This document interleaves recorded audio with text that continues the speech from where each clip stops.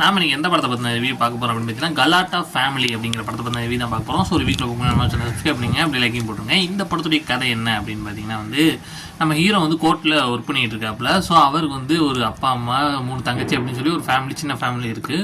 So ஃபேமிலின்னு சொல்ல முடியாது, கொஞ்சம் பெரிய ஃபேமிலி இருக்குது. ஸோ அவர் என்ன பண்ணுறாரு அப்படின்னு பார்த்தீங்கன்னா அவங்க தங்கச்சி கல்யாணம் பண்ணி வைக்கணும் அப்படிங்கிற மாதிரி நினைக்கிறாரு. அவங்க அப்பா பெருசாக வேலைக்கு எதுவுமே போகாத கொஞ்சம் ஊதாயத்தனமாக சுற்றுற நபர். இது நேரத்தில் அவங்க தாத்தாவுக்கு முடியாமல் போயிருது அந்த டயத்தில். அப்போ அவங்க தாத்தா சொல்கிறாரு, எனக்கு முடியாமல் போயிடுச்சு, இது மாதிரி என் பேத்திகளுக்கு எல்லாத்துக்கும் ஒரே நேரத்தில் கல்யாணம் பண்ணணும் அப்படின்னு. அப்போ ஹீரோ சொல்கிறாரு, நம்ம இவ்வளோ கஷ்டப்பட்டுருக்கோம், எங்கிட்ட கல்யாணம் பண்ணுறது அப்படின்னு. அப்போ தான் தாத்தா சொல்கிறாரு, நான் நினச்சேன் லட்சத்தில் கூட என் பேத்திகளுக்கு கல்யாணம் பண்ணி அப்படின்னு. எப்படின்னு கேட்டால் அவங்க தாத்தா நான் நிறைய பேருக்கு வட்டி கொடுத்துருக்கேன், அதெல்லாம் கலெக்ட் பண்ணி நம்ம கல்யாணம் பண்ணிடலாம் அப்படிங்கிற மாதிரி ஒரு பிளானை போடுறாங்க. ஸோ அந்த பணத்தெல்லாம் அவங்க கலெக்ட் பண்ணாங்களா, அதுக்கப்புறம் அவங்க தங்கச்சி கல்யாணம் பண்ணி வச்சாங்களா, என்ன நடந்துச்சு அப்படிங்கிறதா மீதி கதை. ஸோ கதைன்னு எடுத்துக்கிட்டிங்கன்னா கதையை லோ பட்ஜெட்டில் தாங்க எடுத்துருக்காங்க. ஸோ அதுதான் படத்தோட பெரிய பேக்ட்ராப்பு. காமெடி படம் தான், கொஞ்சம் காமெடி அங்கங்கே நல்லா தான் உட்காச்சு. பட் இன்னும் கொஞ்சம் நல்லா செலவு பண்ணி இன்னும் கொஞ்சம் கதையை மாற்றி எடுத்துருந்தா நல்லா இருந்திருக்கும். என்னை பொறுத்தளவுக்கு ஒரு 1 டைம் வேணாலும் வாட்ச் பண்ணலாம். இதுக்கு எவ்வளோ எடுக்கணும்னா 5க்கு ஒரு 2.8 வேணால் கொடுக்கலாம்.